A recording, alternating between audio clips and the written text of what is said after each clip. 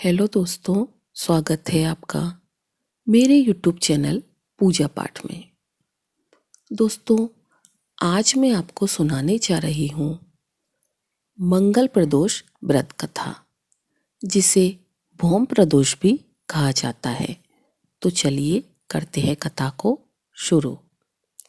भौम प्रदोष व्रत भगवान शिव को समर्पित एक विशेष व्रत है, जो कि मंगलवार की त्रयोदशी तिथि के दिन रखा जाता है।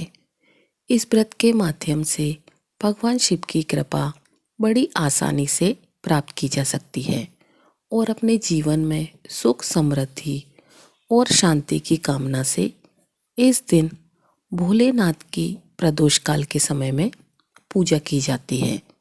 प्रदोष व्रत रखने वाले सभी भक्तों को सुबह से व्रत प्रारंभ करके शाम को प्रदोष काल के समय शिवलिंग का या भगवान शिव की मूर्ति या तस्वीर का पूजन सच्चे मन से करने के बाद व्रत कथा को पढ़ना या सुनना चाहिए। कोई भी व्रत बिना कथा के अधूरा रहता है। कथा समाप्ति के बाद आरती करके भगवान को खीर का या शुद्ध सात्विक भोजन का या फिर मौसमी फलों का भोग लगाने के बाद उसी को प्रसाद के रूप में ग्रहण करके अपने व्रत का पारण करना चाहिए।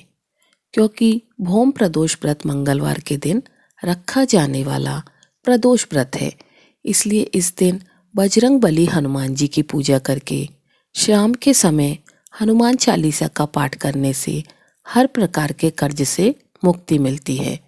इस दिन मंगल देव के 21 या 108 नामों का पाठ करने से ऋण से जातकों को जल्दी छुटकारा मिल जाता है और भौम प्रदोष व्रत के पूजन से मंगल ग्रह की शांति भी हो जाती है। तो चलिए शुरू करते हैं भौम प्रदोष व्रत कथा।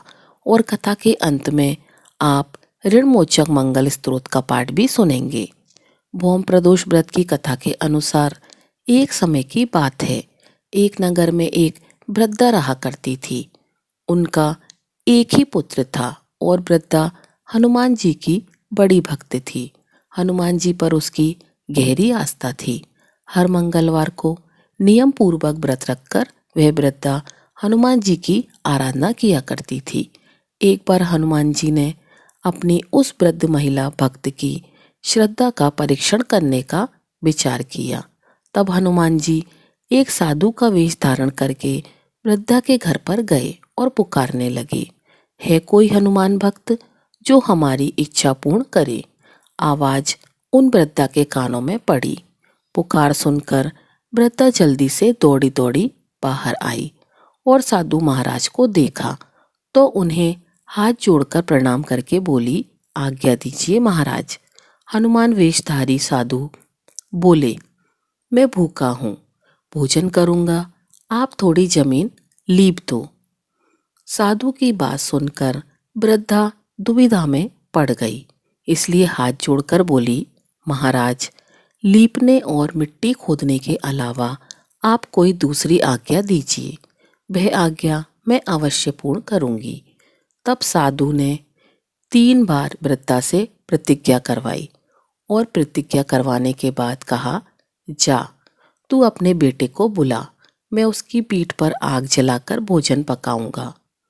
साधु की बात सुनते ही वृद्धा तो घबरा गई, परंतु वह प्रतिज्ञा कर चुकी थी, इसलिए वह नियमबद्ध थी। अब उसने अपने पुत्र को बुलाया और साधु महाराज को सौंप दिया। वेशधारी साधु हनुमान जी ने वृद्धा के हाथों से ही उसके पुत्र को पेट के बल लिटवाया और उसकी पीठ पर आग जलाई। आग जलती देखकर वह वृद्धा बड़े दुखी मन से अपने घर के भीतर चली गई।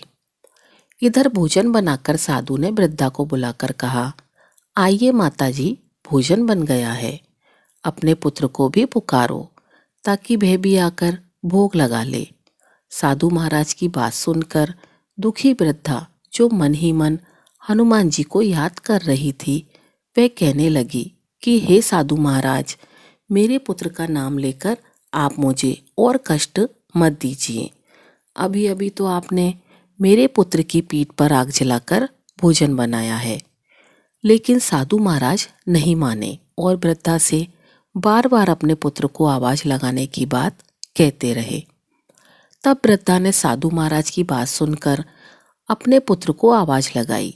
तब देखते ही देखते वृद्धा का वह पुत्र, जो घर के बाहर ही खेल रहा था, माँ की आवाज सुनकर दौड़ा दौड़ा अपनी माँ के पास आ गया। अपने पुत्र को जीवित देखकर वृद्धा को बड़ा आश्चर्य हुआ और यह सब चमत्कार देखकर वे साधु महाराज के चरणों में गिर पड़ी। तब हनुमान जी ने उसे अपने वास्तविक रूप में प्रकट हुए और वृद्धा को भक्ति का आशीर्वाद दिया। बजरंगबली हनुमान जी की कृपा से वृद्धा को उसका पुत्र वापस मिल गया और वृद्धा के जीवन में जो भी दुख थे वह सब बजरंगबली की कृपा से दूर हो गए। प्रेम से बोलिए बजरंगबली हनुमान जी की जय। जय भोलेनाथ की। श्री ऋणमोचक मंगल स्तोत्र पाठ मंगल देव को समर्पित है। इस स्तोत्र के पाठ से कर्ज से मुक्ति मिलती है, आर्थिक समस्याएं दूर होती हैं। इस स्तोत्र में मंगल देव जी के सभी 21 नामों का वर्णन मिलता है। मंगल देव का संबंध हनुमान जी से है और हनुमान जी सभी प्रकार की समस्याओं से छुटकारा दिलाने वाले देवता माने जाते हैं। ऋणमोचक मंगल स्तोत्र का पाठ जो भी मनुष्य करता है उस पर मंगल भगवान प्रसन्न होकर उसे धन धान प्रदान करते हैं। वह मनुष्य कुबेर भगवान की तरह धन संपत्ति का स्वामी बन जाता है। वह मनुष्य हमेशा युवा रहता है और उसे रोग और कर्ज से भी मुक्ति मिलती है।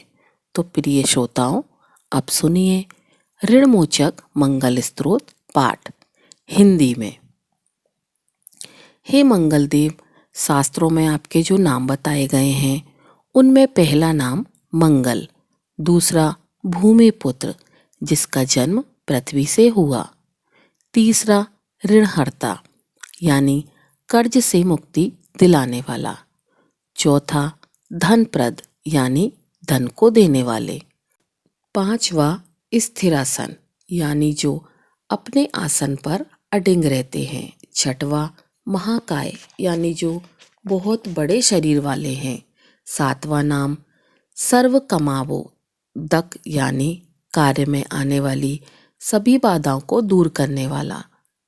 हे मंगल देव, आपके नामों में आठवां नाम लोहित, नवा लोहितांक, 10वां नाम शाम का यानी कृपा करने वाले जिसका अर्थ ब्राह्मणों के ऊपर अपनी कृपा दृष्टि को रखने वाला है, 11वां धरात्मज यानी पृथ्वी के गर्भ से उत्पन्न होने वाला, 12वां कुंज, 13वां भौम, 14वां भूति यानी ऐश्वर्य को देने वाला, 15वां भूमि नंदन यानी पृथ्वी को आनंद देने वाला है।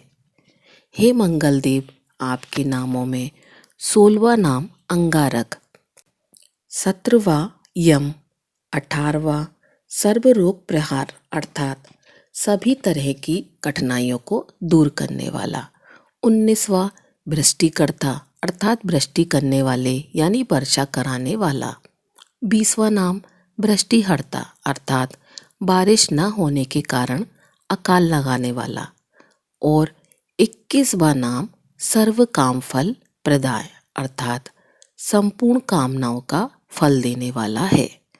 हे मंगल देव, जो मनुष्य आपके इन 21 नामों का वाचन सच्चे मन और विश्वास से करता है उस मनुष्य के ऊपर कभी ऋण यानी कर्ज नहीं होता और वह अथाह धन की प्राप्ति करता है। हे मंगल देव, आपकी उत्पत्ति पृथ्वी के गर्भ से हुई है। आपकी आभा आकाश में कड़कड़ वाली दामिनी अर्थात आकाश में चमकने वाली बिजली के समान है। सभी तरह की शक्ति को धारण करने वाले कुमार मंगल देव को मैं नतमस्तक होकर प्रणाम करती हूँ। हे मंगल देव, आपके मंगल स्तोत्र का पाठ मनुष्य को हमेशा अपने मन में किसी भी तरह के विकार को दूर कर और अपनी पूर्ण श्रद्धा और आस्था के साथ करना चाहिए।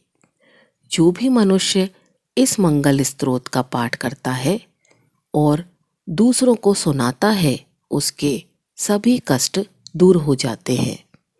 हे अंगारक अर्थात अग्नि की ज्वाला से जलने वाले, महाभाग अर्थात पूजनीय, ऐश्वर्यशाली, भक्तों के प्रति वात्सल्य यानी प्रेम रखने वाले, आपको हम नतमस्तक होकर प्रणाम करते हैं। आप हमारे ऊपर किसी दूसरे से लिया हुआ उधार को पूर्ण करवा कर्ज को हमेशा के लिए दूर कर दीजिए। हे मंगलदेव, मेरे ऊपर किसी दूसरे का कोई बकाया हो तो उसे समाप्त कर दीजिए। किसी भी तरह की व्याधि हो तो उसे भी दूर कीजिए। हे मंगलदेव, मेरी गरीबी को दूर कर अकाल मृत्यु के भय को दूर कीजिए। मुझे किसी भी तरह का डर, कलेश और मन में दुख हो तो उसे भी हमेशा के लिए दूर कर दीजिए। हे मंगलदेव, आपको संतुष्ट करना बहुत ही कठिन है। आप तो मुश्किल से प्रसन्न होने वाले भगवान मंगलदेव हैं। आप जब किसी पर भी अपनी कृपा की बारिश करते हैं तो उसे समस्त प्रकार के सुख समृद्धि प्रदान कर देते हैं। जब आप किसी से नाराज होते हैं तो उसकी सार्वभौम सत्ता को भी तहस नहस कर डालते हैं। हे महाराज, आप जब भी किसी से नाराज होते हैं तो अपनी अनुकृति से उसे हीन कर देते हैं। आप जब अप्रसन्न होते हैं तो ब्रह्मा जी, इंद्रदेव और श्री विष्णु जी के भी साम्राज्य संपत्ति को नष्ट कर सकते हैं। फिर मेरे जैसे साधारण मनुष्य की तो बात ही क्या है। प्रभु, आप सबसे शक्तिशाली हैं और सबसे बड़े राजा हैं। हे भगवान, मैं आपसे प्रार्थना करती हूँ कि आप मुझे संतान के रूप में पुत्र प्रदान करें। मैं आपके द्वार पर आई हूँ। आप मेरी मनोकामना को पूर्ण करें। मेरे ऊपर किसी भी तरह से किसी दूसरे से उधार लिया हुआ धन ना रहे। मुझे कोई कभी दूसरे के आगे हाथ फैलाना ना पड़े। मेरी गरीबी को दूर कीजिए और मेरे सभी तरह के कष्ट और कलेश का नाश कीजिए। जो मेरे शत्रु बन चुके हैं, उनके डर से मुझे आप मुक्त कराइए। जो भी मनुष्य इन 12 श्लोकों वाले ऋणमोचक मंगल स्तोत्र से मंगल देव की वंदना करता है, उस मनुष्य पर मंगल भगवान प्रसन्न होकर उसे धन धान्य प्रदान करते हैं। वह मनुष्य कुबेर भगवान की तरह धन संपत्ति का स्वामी बन जाता है। वह मनुष्य हमेशा युवा रहता है। श्री ऋणमोचक मंगल स्तोत्र के उच्चारण मात्र से मनुष्य को किसी भी तरह के कर्ज से मुक्ति मिल जाती है। अगर कोई मनुष्य अपने जीवन काल में अपनी आवश्यकताओं की, अपनी कामनाओं की पूर्ति के लिए किसी दूसरे मनुष्य से कर्ज लिया होता है और किसी कारणवश कर्ज चुका पाने में असमर्थ हो जाता है, तो उसे ऋणमोचक मंगल स्तोत्र का पाठ करना चाहिए।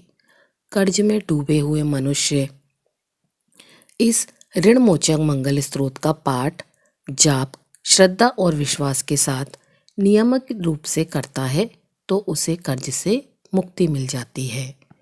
ऋणमोचक मंगल स्तोत्र का पाठ समाप्त। सभी मिलकर प्रेम से बोलिए, मंगल देव की जय। जय भोलेनाथ, जय पार्वती माता। तो दोस्तों, यह थी आज की कथा। अगर आपको वीडियो अच्छी लगी हो तो वीडियो को लाइक कीजिएगा और चैनल को सब्सक्राइब कीजिएगा। आपका दिन शुभ हो।